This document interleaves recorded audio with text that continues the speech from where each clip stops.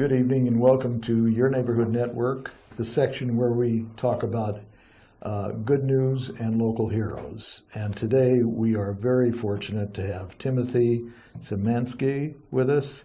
He is the Public Education and Information Officer for the City of Las Vegas Fire Department and Fire and Rescue. He is kind of in charge of.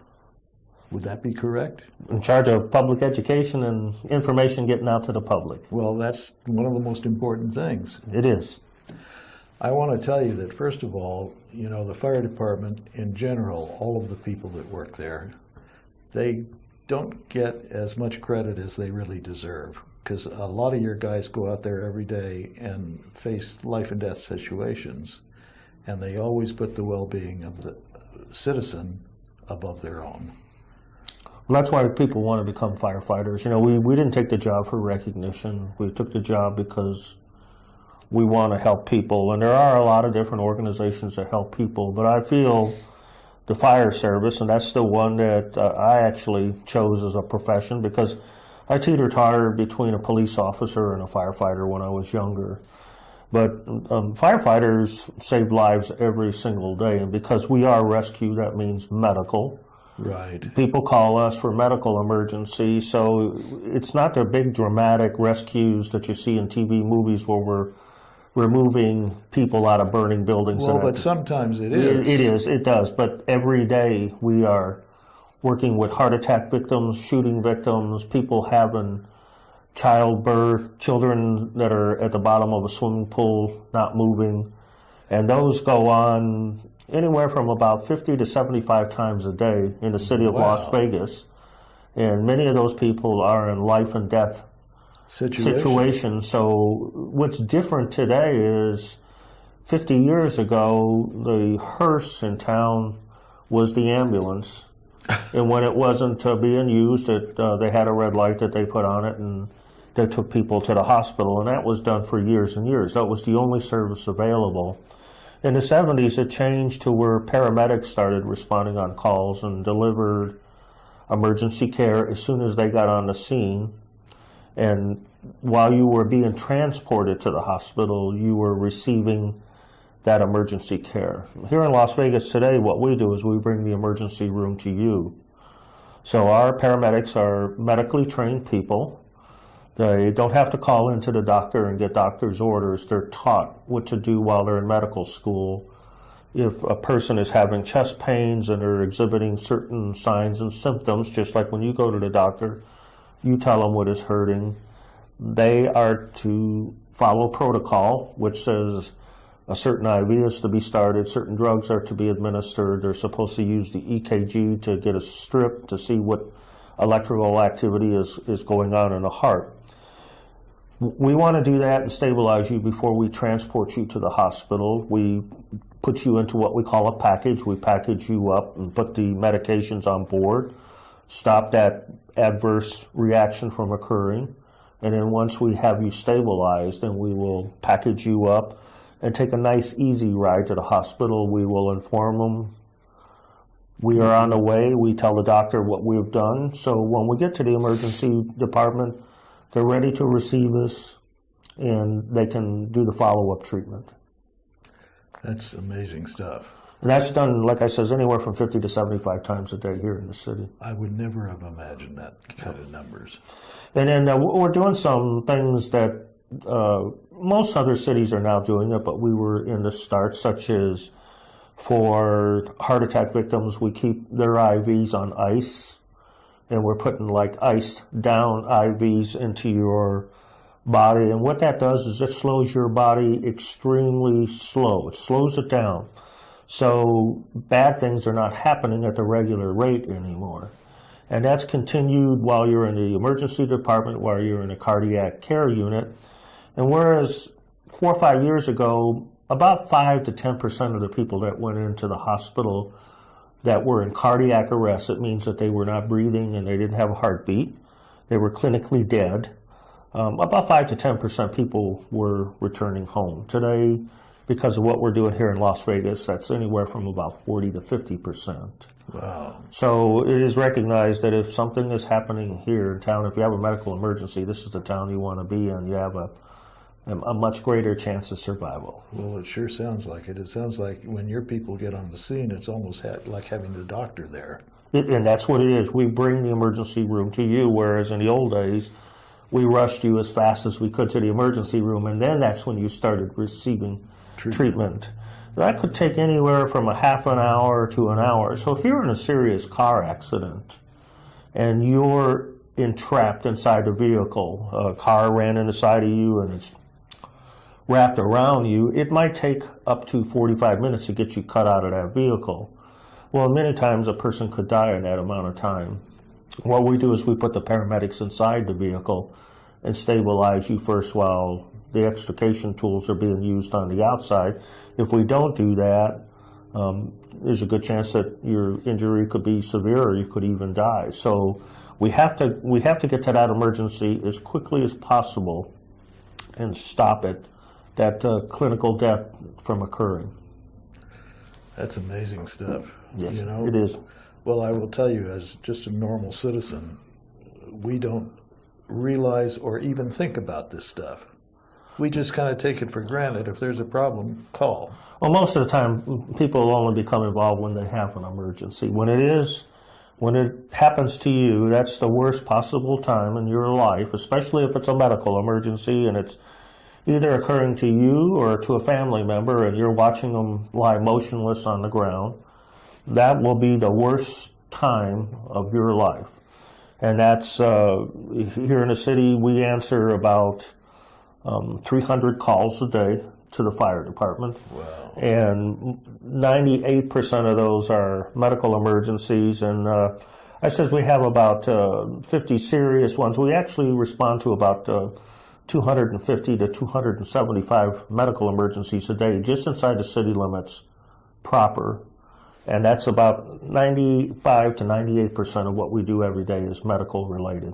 Well, that would be pretty pretty intensive. It is. You're talking about you don't have time to take naps, do you? No, we really don't. And what you see on television is entertainment. Some of our stations, we work a 24-hour shift, which means you come in at 7:30 in the morning, you're working until 7:30 the next morning.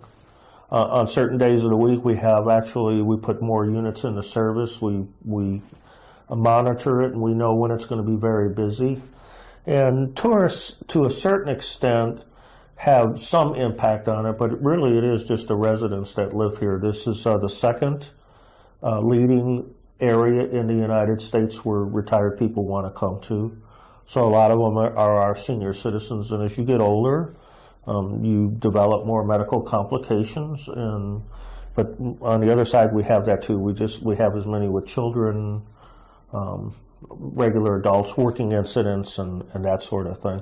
Our tourists do have a little bit of an impact on what they do. One of the reasons is that as you get older, you got to take medications, and it says 4 times a day, and people come here, 40 million people come here a year. They lose track of time when they're in the casinos or at a show, and they don't take their medications, and probably what happened is they skip their medications and they're having a reaction to it, so we have to step in and get them back online. That's amazing. What you guys do is miraculous, really. It is, and that's why I chose this profession, because we really have a difference in life and death. When we get there, even when we go to a police incident, if it's a shooting, we take care of those people. If it's a drunk driver, we take care of the victims that were involved. And literally, their life is in our hands. And we're trying to save it. We're trying to keep it from slipping away. And so it's very dramatic, because it's a race against time. We're trying to do something, and we're trying to get them to that medical facility. And you literally are saving a life when you do that, and our 700 people that are on our department do that every day. Well, you don't get much more dramatic than those kind of circumstances. It is. That is serious stuff. Yes. And you have like 700 roughly people? We have 700 employees on our department, and that includes all the divisions: fire prevention, the 911 center. We do have the 911 center for Southern Nevada. We cover 6,000 square miles and almost 2 million people. So if you dial 911 and you have a medical or a fire emergency in Clark County, North Las Vegas, or the city of Las Vegas, that goes into our building, and our people answer that call. And those people have just as strenuous a job as our paramedics do, because they are receiving the call from the person. So it's like little children calling in saying that mom or dad won't wake up. Someone's watching their loved one be motionless on the ground. Maybe someone got stabbed or they're shot. It's very dramatic. They're screaming. They have to be well composed. They're medically trained. So while we are talking to the people on the telephone, we deliver life-saving information. We tell them how to do mouth-to-mouth and how to do chest compressions. And also to keep them in a calm we state. try to keep them calm. The other thing is that's very difficult for this city is we get 40 to 50 million visitors here a year. They don't know Las Vegas. So many times when they call us for a 911 emergency, they don't know where they're at. Whoa. And our people have to figure that out. They don't know where Flamingo Road is. They don't know where Las Vegas Boulevard is, and we'll have to ask them for, describe something, give us a landscape. And our people have to figure out where that person is, because they got units en route. We do have technology that helps us, but a lot of it is on the dispatchers. Average dispatcher handles about 12 to 15 911 calls an hour. That doesn't sound like a lot, but it does. But it's about 10 minutes that they're on the phone, because we just don't hang up as soon as you call in the emergency. A lot of times they stay on the phone with that person until the paramedics arrive on scene, reassuring them and giving them instructions on what to do in that. And like, again, they're the ones that take the call. They actually set up the tone of how the incident's going to be handled. So if they get on the radio and they start screaming and they're really excited, that just fluffs off on the firefighters, and they get excited and they speed a little bit more. So they set the tone. If they're cool and calm, then the rest of the incident is going to be cool and calm. That makes good sense. And we had one of your guys here that we talked to and we interviewed who did that work. He did, and actually he did it off duty. And if he had not been where he was at that particular time, that person probably would not have lived. Well, so it's just... Without a doubt, because nobody knew they were there. Nobody knew that man was in the desert. And it just worked out. He was on the way home and decided to watch the crews in action. And then when everybody left, he heard that man whimpering out in the desert. And when he went out there, he discovered that he had been involved in the accident. You couldn't see it from the roadway. So that person is very lucky to be alive today, because if Anthony wouldn't have been there, he probably would have died. Yeah, that makes good sense. Yes. That does. Well, I want to tell you something. We just have a huge respect for both the fire and police department, because you guys, both sides, go out every day and you put us before yourself. Yep.